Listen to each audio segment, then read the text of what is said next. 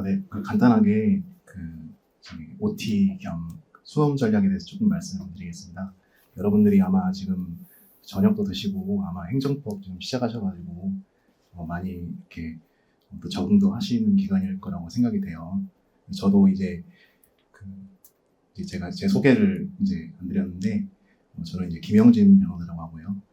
저 같은 경우 실전형에서 이제 4층에서 이제 공부를 했었고 여러분들하고 이제 똑같이 공부를 하다 보니까 또 이렇게 많은 그런 또 어려움도 있었고 또 성취감도 있었고 그런 과정들을 똑같이 겪어왔다고 생각을 합니다. 그래서 오늘 OT 시간이긴 하지만 이제 지금이 가장 중요한 시기잖아요. 5월달이 여러분들의 방향을 가장 결정하는 시기이기 때문에 제가 느꼈던 것들 또 이렇게 제가 스터디라든지 작년에는 이제 8.0 매니저하고 민사 기록 특강을 했었는데 그때 느꼈던 것들 위주로 해서 좀 설명을 드리겠습니다. 저도 이제 그 헌법 빌보드 1기 때 이렇게 충격을 받았던 기억이 있어요. 왜냐하면 저도 2기 때부터 이제 빌보드에 오르기 시작했고 1기 때는 사실 빌보드에 거의 이제 잘 오르지 못했었는데 그러다 보니까 여러분들이 아무래도 내가 이게 결과라든지 피드백이 잘 오지 않는 거 아니냐 그런 생각이 혹시 드실까봐 제가 이제 그런 부분도 좀 말씀을 드리겠습니다. 그래서 일단 제가 이제 그 프린터로 나눠드리긴 했었는데 조금만 이제 수험 전략의 전체적인 결과를 조금 말씀을 드릴게요.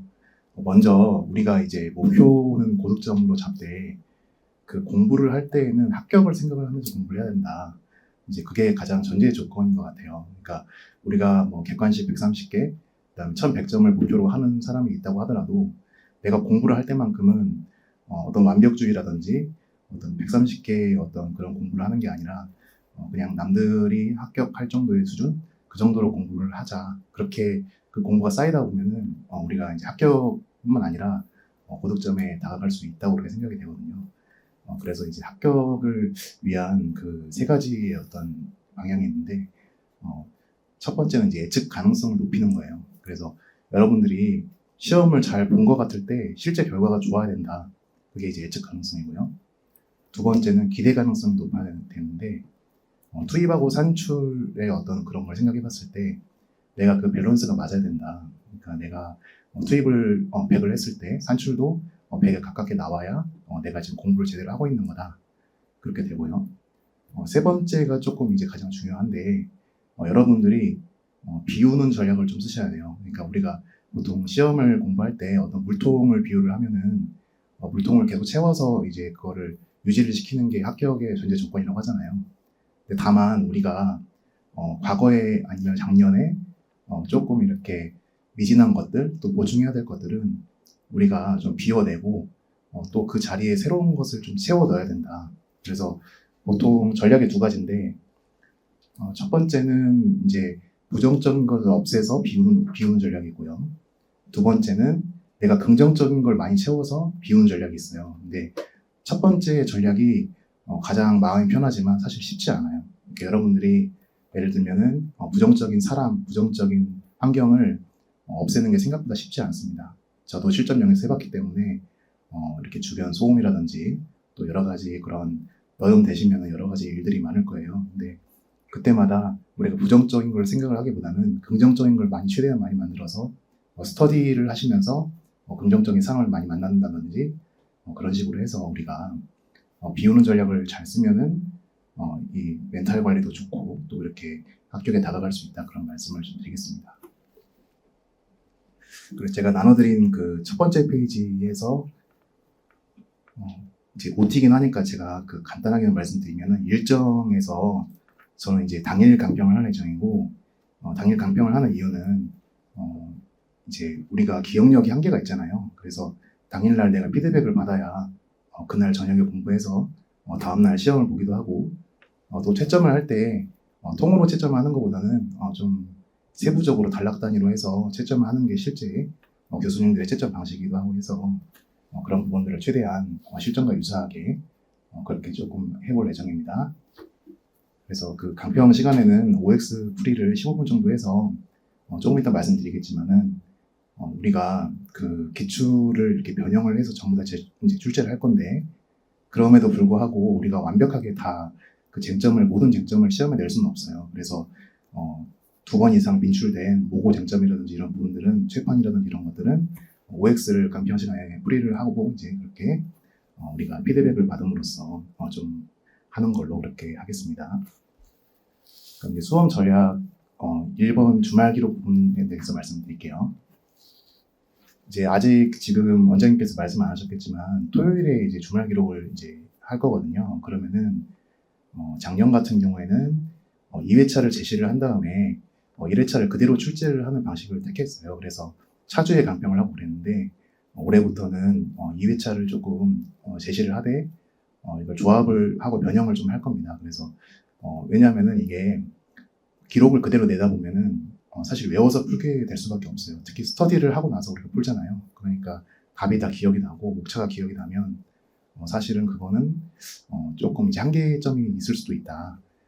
그렇게 생각이 돼서 올해부터는 좀 출제 강평 방식을 바꿀 거고, 그래서 이제 뭐 예를 들면 이제 직접 강평을 제가 하기도 하고 매니저분들이 하기도 할 텐데 희망자라든지 뭐 이제 4, 50 분들은 이제 희망자 전원에 한해서 좀 이렇게 직접 강평을 하고 특별 관리를 좀 하는 걸로 그렇게 하겠습니다. 두 번째는 이제 아침 시험에 대해서 말씀드릴 건데 이거는 꼭 민사뿐만 아니라 전 과목에도 마찬가지인 것 같아요. 그래서 그 타이핑 연습이 되지 않도록, 특히 CBT 같은 경우에는 지금 굉장히 그 실력이 상향 평준화되다 보니까 자칫하면은 내가 아는 걸 계속 되풀이해서 쓰는 그런 방식이 될 수 있거든요. 그래서 쟁점을 찾는 게 가장 중요하거든요. 그래서 우리가 지금 출제 경영 자체가 쟁점을 잘 찾는 게 목적이고, 또 쟁점이 3개가 있으면 3개를 전부 다 찾는 게 우리의 시험의 목표입니다. 그렇기 때문에 그런 것들에 대해서 조금 신경을 써주시고, 그 다음에 조합 변형을 한다라는 거는 2가지의 방식이 있어요. 기출 그대로 예를 들면 문제를 내면은 내가 외워서 쓸 가능성이 있고, 창작을 그냥 최판을 창작을 해버리면 너무 지엽적인 문제가 될 수 있어요. 그래서 우리 기출 문제를 잘 보시면은 최판의 사실관계를 그대로 내지 않습니다. 기존에 있던 모고라든지 아니면 기출 문제를 최판하고 적절하게 그 조합을 해서 변형을 하기 때문에 우리가 쟁점을 찾기가 힘든 거거든요. 그래서 이제 그런 관점에서 봤을 때 우리가 조합 변형해서 출제를 하는 게 조금 더 수험 적합적인 그런 출제 방식이 될 거다. 이제 그런 말씀을 좀 드리겠습니다. 다음 페이지로 넘어가 보겠습니다. 세 번째는 이제 기록 쟁점인데요. 이제 1기부터 기록 쟁점을 조금 생활화해야 되는데, 사실 민사 기록 같은 경우는 형사 기록도 마찬가지인데, 연도 불문하고 회차 불문해서 A급에 준한 중요도를 가진다고 생각을 하셔야 될 것 같아요. 그래서 우리가 이거를 그렇다고 해서 옛날 거를 전부 다 찾아서 풀어야 되냐 이게 아니고, 우리가 거기에 나왔던 쟁점 포인트들을 OX나 사례형이나 이렇게 최대한 많이 접해서 생활화를 시켜야 된다. 그래서 그런 점들도 우리가 좀 생각을 하면서 공부를 해야 되겠다는 말씀을 드리겠습니다. 그래서 이런 것들은 이제 스터디를 나중에 구성이 되시면 그렇게 도움을 받기도 하고, 여러 가지 방법을 통해서 우리가 접하면 될 것 같습니다. 그다음 4번째는 이제 분량을 줄이되 쟁점을 버리지 말 것이라고 써있는데, 그 전제 조건은 남들이 아는 것까지는 우리가 쟁점을 알아야 된다. 지금 뭐 유류분 뭐 이렇게 헌재에서 나오고 했잖아요. 근데 이제 뭐 상법 총론이라든지 보험이라든지 우리가 이제 작년에 우리를 괴롭혔던 것들은 또 올해도 괴롭힐 가능성이 있어요. 그래서 이제 이런 것들을 어떻게 해야 되냐. 근데 이제 분량을 줄이는 거는 이제 예를 들면 책을 줄인다든지 이렇게 할 수는 있지만 그 쟁점을 버려서는 안 된다. 쟁점을 버리면 나중에 우리가 10월, 11월 달에 굉장히 심리적으로 좀 힘들어질 수 있잖아요. 그래서 그런 부분들을 생각을 해 주시면 될 것 같고요. 5번은 이제 객관식인데, 이거는 이제 뭐 견해가 조금 갈릴 수는 있어요. 근데 이제 저는 이 결론은 거의 확실한 것 같은데, 모의고사 문제집을 우리가 객관식을 가져갈 수가 없어요, 사실. 왜냐면은 이제 작년에 해보셨겠지만 한 달 전에 책을 볼 수가 없습니다. 객관식을 예를 들면 사례집도 봐야 되고 강기장도 봐야 되고 최판도 봐야 되잖아요. 그렇기 때문에 객관식 기출 문제는 볼 수 있지만 모의고사 교재를 보기는 참 힘들어요. 이제 보는 분들도 물론 있겠죠. 근데 저도 이제 7.0에서 스터디 조장을 했었고 8.0에서 매니저를 하면서 느낀 점인데 생각보다 쉽지 않습니다. 왜냐하면 우리가 스파르타 이 과정 자체가 굉장히 또 양이 많잖아요. 그것도 해야 되기 때문에 조금 내가 한번 잘 생각해봐가지고 교재가 꼭 없다고 해서 모고를 쟁점을 버리느냐 그건 아니에요. 우리가 충분히 모고를 여러 가지 뭐 OX라든지 이런 걸 통해서 할 수 있기 때문에 그런 것들을 한번 잘 생각하셔가지고 한번 고민을 좀 해보자. 그래서 만약에 작년에 한 달 전에 보셨다면은 사실 올해 선택을 하셔도 되는데 작년에 한 달 전에 모의고사 객관식을 교재를 보기가 힘들었다. 유니온 이런 거 힘들었으면 올해도 못 볼 가능성이 커요. 올해는 훨씬 더 공백이 많기 때문에 그렇기 때문에 이런 부분들은 우리가 사실은 객관식 130개를 맞기 위한 전제 조건에서 모의고사 문제집을 안 풀어가지고 객관식 130개가 안 나오는 게 아닙니다. 충분히 이 과정 자체에서 130개가 나오기 때문에 우리가 굳이 이거를 많이 늘려가지고 해독을 덜 하게 하는 그런 룰을 범하지 않자 이렇게 말씀을 드리겠습니다. 그래서 교재 조금 설명을 드리면 이제 유니온이 사람들이 가장 많이 보는 교재지만 이제 올해 그 컴팩트가 나왔잖아요. 그래서 이거는 이제 제가 해설에 두 가지 모두 페이지를 다 기재를 할 예정입니다. 그래서 대신에 아까 말씀드린 대로 기출문제의 어떤 그 순서라든지 지문을 그대로 내지 않을 거고 최대한 많이 변형을 한다든지 또 최판을 좀 섞어가지고 출제를 해서 여러분들이 답을 외운다든지 이렇게 해가지고 풀지 않도록 좀 그렇게 할 예정이고 아까 말씀드린 대로 강평 시간에도 나머지 시험에 안 나왔던 모의고사나 이런 데 2번 이상 빈출된 지문들은 OX로 15분 동안 이렇게 풀이하는 그런 시간을 좀 가지도록 하겠습니다. 다음 페이지에 그 6-1번인데요.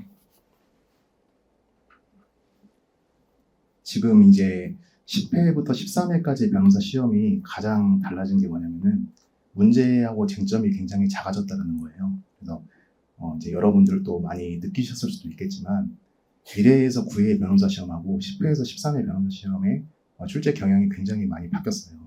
그래서 이게 문제 배점만 보더라도 굉장히 많이 바뀌었고 우리가 점점 기록형에서 전부 다 큰 쟁점들이 예전에는 기록형에 물어볼 법한 그런 문제들을 사례형에 물어봤다면은 지금은 사례형이 굉장히 OX화 되고 있다. 그리고 쟁점을 4개를 주어지고 3개를 주어지고 해서 여기서 2개만 쓰면은 점수가 많이 안 나오는. 그러니까 우리가 아무리 열심히 써도 쟁점을 2개만 찾으면은 사례형이 내가 굉장히 잘 봤다고 생각했는데 점수가 안 나오는 그런 현상이 나타날 수 있습니다. 그래서 우리가 이런 경향도 좀 대비를 해야 된다. 이거는 이제 민사뿐만 아니라 약간 다른 형사 같은 경우도 좀 비슷한 추세인 것 같아요. 그래서 이런 지금 추세가 있다. 이것도 우리가 감으로 좀 잡아야 되는 거고요.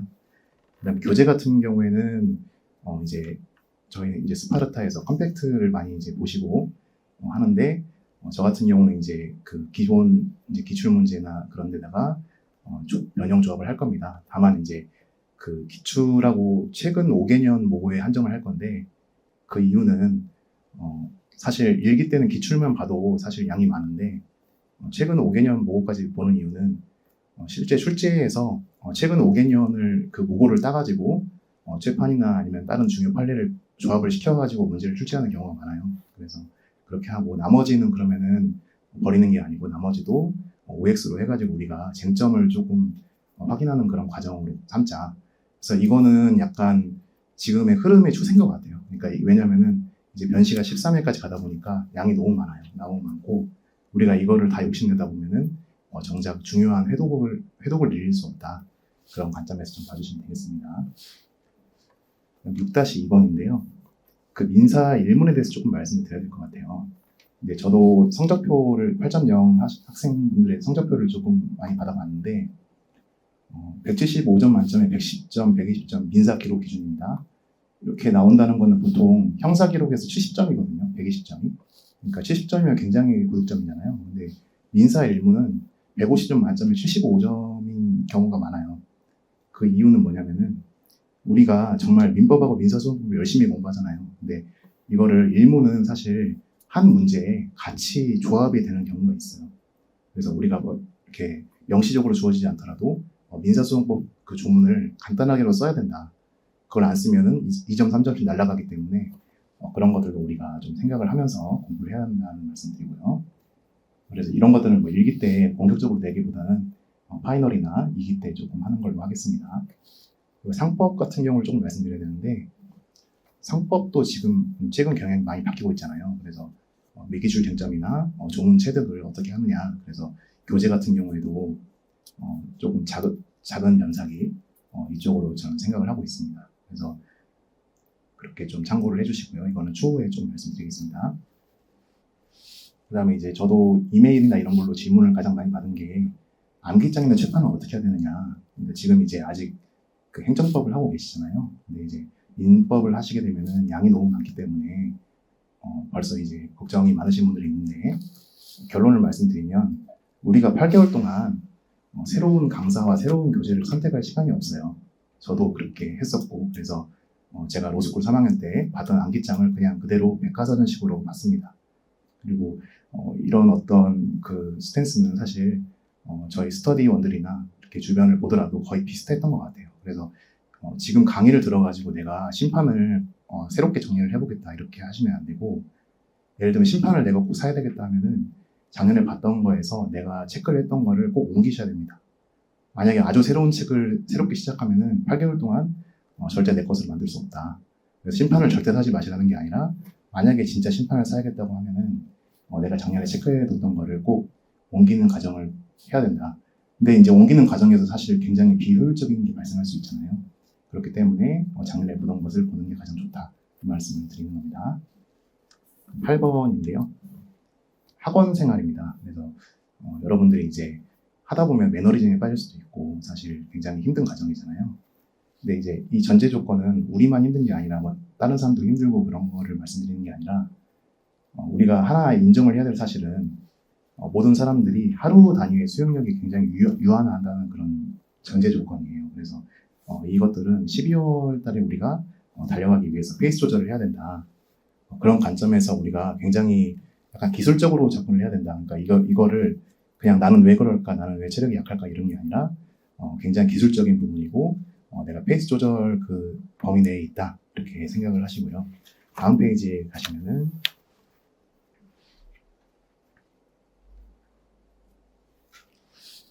그래서 이제 아까 제가 이제 조금 비워내야 된다 말씀을 드리면서 긍정적인 거를 많이 채우면서 우리가 비워야 된다 말씀드렸는데 이 비워야 한다는 게 이것도 있겠지만 공부 시간을 너무 많이 잡는다든지 사실은 우리가 작년에 잘 생각을 해보면 공부를 시간을 적게 해가지고 문제가 되는 사람 많지는 않아요. 생각보다. 그러니까 여기 테니스 9.0에 계실 정도면은 공부 시간을 적게 해가지고 문제가 되는 경우가 많지는 않습니다. 물론 있을 수도 있는데 그런 분들은 이제 상담을 따로 받으셔야 되고 제가 알기로는 90% 이상의 학생들은 공부 시간이 문제가 아니라 내가 이 스탠스나 아니면 페이스 조절을 어떻게 잘했느냐 여기 그 제가 써놓은 거를 조금 말씀드리면 장기간 학습을 위해서는 비움의 과정이 분명히 필요하다. 그러니까 비움이라는 게 방해되는 행동을 지양하고 낮은 수준의 집중 및 재충전을 해야 된다. 우리가 예를 들면 아침 8시에서 저녁 10시까지 공부를 하면은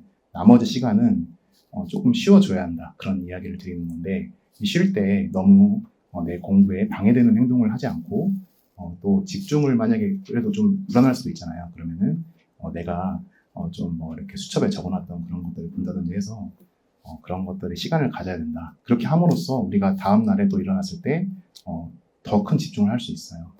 네, 그런 관점에서 우리가 기술적으로 접근을 해야지 이거를 나는 왜 그럴까? 아니면 이게 비관론적인 그런 거에 빠지면 안 된다. 그다음 빌보드에 대해서 조금 말씀을 드려야 되는데 지금 일기 성적은 사실 높낮이보다는 안정감이 중요한 것 같아요. 그래서 편차를 최대한 줄여보는 방법을 선택을 하시고 그렇게 해야 된다. 그렇게 좀 말씀을 드리겠습니다. 그리고 이제 상담 같은 경우에는 이메일을 제가 적어드렸는데 그 일기 진행 이후에 답변을 드릴 수도 있긴 하지만은 이런 부분들을 참고하셔가지고 이메일을 주시면은 제가 이제 성적표라든지 이런 것들 제가 이제 성적표를 지금까지 있던 성적표를 다 주시고 본인의 강점, 약점 과목을 이유를 써달라는 거는 사실 본인이 분석한 그런 이유하고 제가 느끼는 이유가 다를 수 있어요. 제가 상담을 벌써 8.0 학생분들을 상담을 꽤 했거든요. 제가 작년에 특강을 했었기 때문에. 근데 그 이유가 거의 다릅니다. 제가 생각하는 이유하고 그분이 생각하는 이유가 다르다. 그래서 제가 꼭 이유를 써달라는 거예요. 그래야지 내가 진짜 피드백이 되기 때문에 그런 좀 말씀을 드리겠습니다. 그래서 저도 이제 작년이 아니라 이제 7.0이니까 벌써 2년이 됐는데 7.0 스터디 조장을 했어요, 제가요. 그러니까 이제 나이가 조금 제가 있는데 그 조장을 할 때 저희도 랜덤으로 스터디를 구성했기 때문에 제가 스터디를 구성한 것도 아니고 학원에서 짜주는 스터디를 했거든요. 그리고 빌보드도 똑같이 30%의 학생은 빌보드에 들었고 나머지 학생들은 빌보드에 들지 못했어요. 근데 이제 저희는 전원 합격을 했거든요. 그래서 저도 이제 그 친구들하고 지금도 계속 만나고 있는데 항상 그 이야기를 해요. 그러니까 이게 우리가 학원 생활의 어떤 전략이 굉장히 중요하다.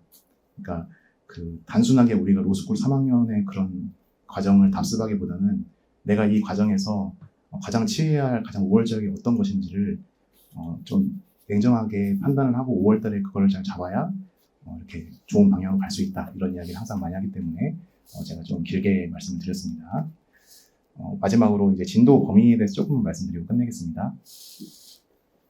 쉬운 경향이 소쟁점, 그러니까 뭐 최판이라든지 이런 거를 한 3점에서 6점 사이로 물어보는 경우가 있고 올해 13회 같은 경우에는 기본기 문제 같이 그렇게 물어보는 경우가 있어요. 그래서 그런 부분들은 우리가 기본서를 지금 봐서 해결될 게 아니라 이런 것들의 문제가 나왔을 때 어떻게 대처를 하느냐, 쟁점을 어떻게 잡느냐, 남들보다 우리가 잘 잡으면 되는 거예요. 그렇기 때문에 이런 부분들을 좀 포함을 할 수도 있습니다. 다만 일기 때는 많이 하지는 않을 거고 군데군데 좀 하는 걸로 하겠습니다.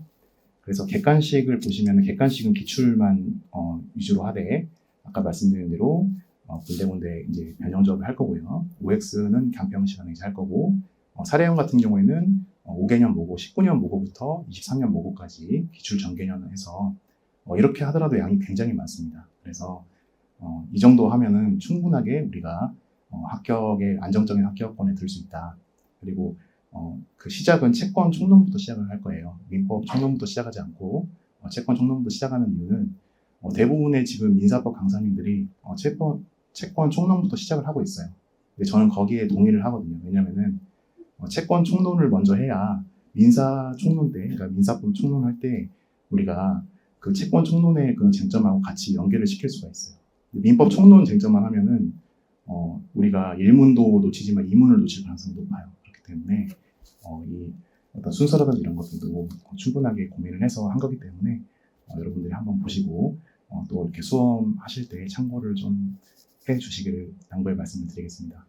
그래서 행정법이 이제 시작되시고 많이 좀 이렇게 여러 가지 고민들이 있으실 거라고 생각이 돼요. 그래서 꼭 수험 상담이 아니더라도 그냥 간략하게 어떤 거라도 좋으니까 저한테 메일을 주시면은 제가 또 이렇게 허용 범위 내에서 또 이렇게 답변을 드리도록 하겠습니다. 그래서 저도 이제 나름대로 테니스 7.0을 제가 직접 경험을 했고 또 8.0의 학생들도 제가 굉장히 많은 상담을 했기 때문에 그리고 또 결과들이 다 좋았어요. 좋았기 때문에 저는 그 좋은 결과를 이끌어내기 위해서 여러분들한테 조금 그런 부분들에 조언을 해드릴 수 있지 않을까 생각이 됩니다. 그래서 그런 부분들은 필요하시다면 언제든지 저에게 메일을 주시면은 제가 거기에 성심성의껏 답변을 드리도록 하겠습니다.